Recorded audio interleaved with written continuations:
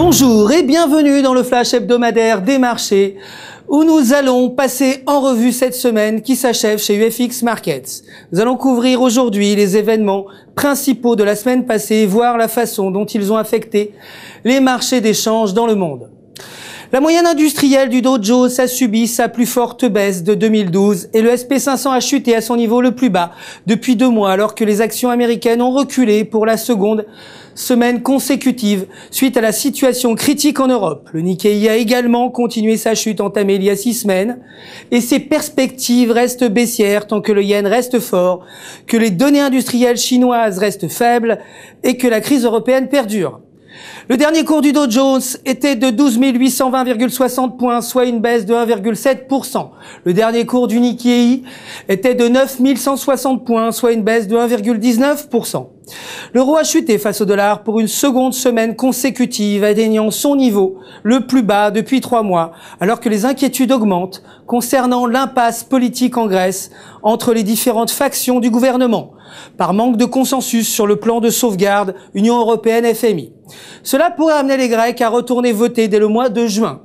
Des sondages prévisionnels indiquent que cela renforcerait la gauche opposée au renflouement, ce qui entraînerait la Grèce à quitter l'Union européenne. Si le pays ne quitte pas l'Union, les dégâts provoqués pourraient toucher gravement les 17 pays de la zone euro. Face à ces incertitudes, l'Espagne et la France sont désormais sous pression pour réduire leur budget. Le dernier cours de l'euro était de 1,2915 $, soit une baisse de 0,16%. La livre sterling a atteint son niveau le plus haut en 2 ans et demi face à l'euro vendredi dernier et son plus haut niveau depuis 7 mois face au dollar américain. Ces gains sont soutenus par un ralentissement de la baisse du prix des logements et une augmentation de la confiance dans les services, la construction et l'industrie au Royaume-Uni. La devise anglaise se révèle une alternative à l'euro. Les analystes prévoient que la livre va continuer à monter malgré la récession annoncée par les données du premier trimestre au Royaume-Uni. Le dernier cours de la livre était de 1,6065 $, soit une baisse de 0,49%. Le dollar canadien s'est renforcé face à toutes les devises, à l'exception du dollar américain et du yen, après que les données de l'emploi aient indiqué la plus forte augmentation du nombre d'embauches en plus de 30 ans. La Banque centrale canadienne pourrait être la première à augmenter les taux d'intérêt dans les pays du G7. Le dernier cours du dollar canadien était de 1,003 $, soit une baisse de 0,15%.